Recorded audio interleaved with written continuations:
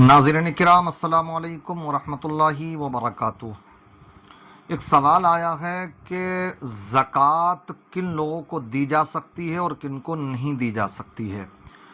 मैं आपको इसके ताल्लुक़ से कायदा बता दूं, एक रूल, नियम, जिसके तहत आप बहुत से मसाइल को ख़ुद ब खुद आसानी से समझ सकते हैं, हल कर सकते हैं।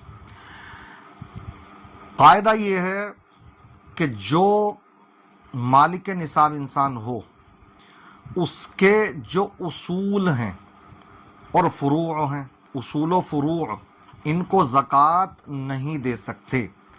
अब हमें ये समझना है कि उसूल व फ़ुरूअ किसको कहते हैं। तो उसूल और फ़ुरूअ की तारीफ़ ये है, उसूल ये असल की जमा है, जिसका मतलब है जो हमारी असल हैं, यानी जो हमारे बाप दादा, इसी तरीके से ऊपर तक, समझ रहे हैं, दादा दादी, और इधर देखें माँ की तरफ से नाना नानी और ऊपर तक, तो ये हुए असल, समझ रहे हैं।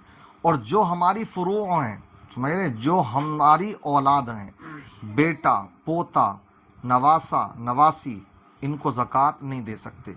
दूसरे अंदाज में अगर समझें तो हम इसको यूँ भी कह सकते हैं कि जिनसे हम पैदा हैं और जो हमसे पैदा हैं, उनको ज़कात नहीं दे सकते। हम किन से पैदा हैं? माँ बाप, समझ रहे हैं, दादा दादी, ऊपर तक जो सिलसिला है, इन्हें हम ज़कात नहीं दे सकते। इसी तरीके से नाना नानी, ऊपर तक जो सिलसिला, उनको ज़कात नहीं दे सकते। हमसे जो पैदा है तो वो हमारी औलाद है, समझ रहे, बेटा बेटी पोता पोती नवासा नवासी, इनको ज़कात नहीं दे सकते।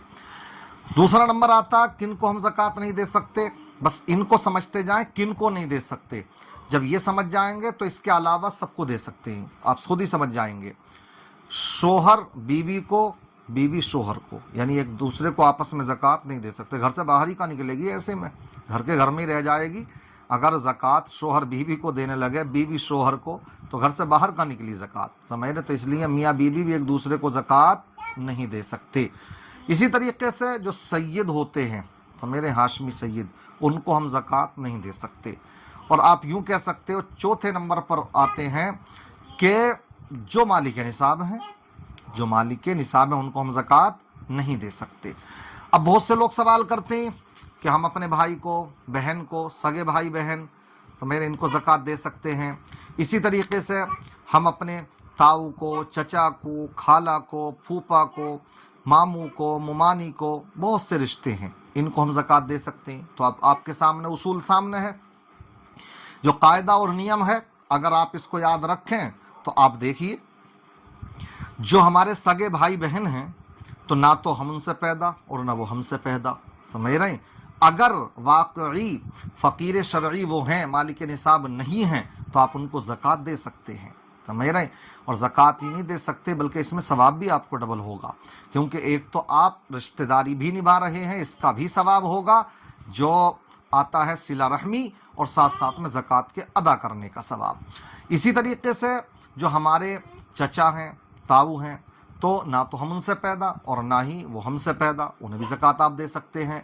इसी तरीके से मामू हैं, खालू हैं, फूफा हैं, समझ रहे, ना हमसे उनसे पैदा ना वो हमसे पैदा, तो उन्हें भी हम ज़कात दे सकते हैं। यानी ना वो हमारे उसूल में आते हैं, ना फ़ुरूअ में आते हैं, लिहाजा उनको भी हम ज़कात दे सकते हैं। कब?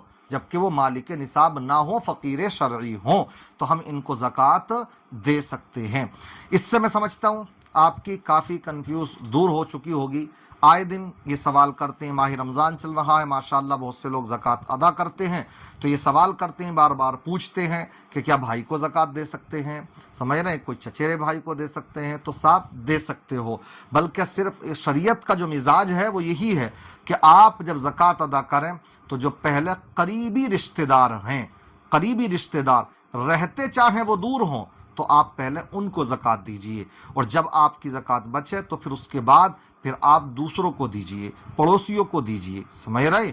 اسی طریقے سے آج کی تاریخ میں جو مدارس اسلامیہ ہیں، تو مدارس اسلامیہ جو ہیں یہ دین کے قلعے ہیں، انہی کے بدولت ہمیں الحمدللہ یہ علماء، فضلاء، امام یہ سب نصیب ہیں۔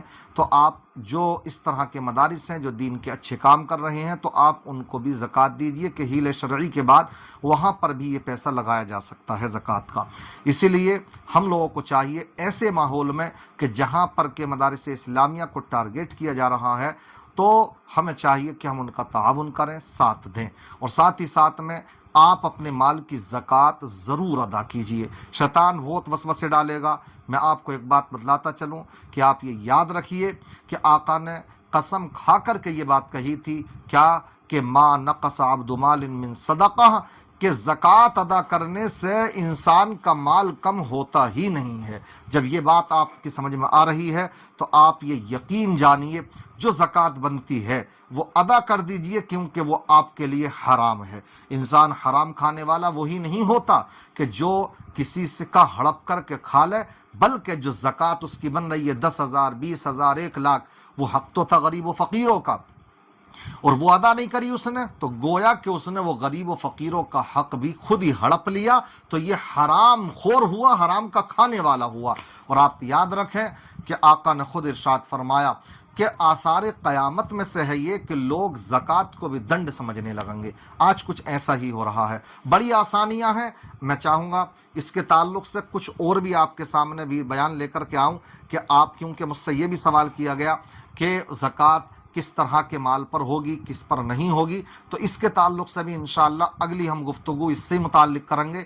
اب میں آپ سے یہی کہوں گا، آپ کے ذہن میں بھی زکوٰۃ سے متعلق اگر کوئی کنفیوژنگ چل رہی ہے تو آپ سوال اپنے کمنٹ میں کیجئے، اور اس کے بعد میں انشاءاللہ اس کا جواب دیا جائے گا۔ آپ کو یہ بات ہماری سمجھ میں آ رہی ہے تو آپ اس کو اپنے دوست و احباب تک شیئر کریں، لائک کریں، اور ان باتوں کو سمجھنے کی کوشش کریں، اپنے مالوں کا صحیح معنی میں حساب لگا کر کے زکوٰۃ ادا کریں۔ اللہ تعالیٰ ہم سب کو ماہ رمضان کی بہار عطا فرمائے۔ مالک نصاب حضرات کو اپنے مالوں کا حساب لگا کر صحیح معنی میں زکوٰۃ ادا کرنے کی توفیق رفیق عطا فرمائے۔ السلام علیکم ورحمۃ اللہ وبرکاتہ۔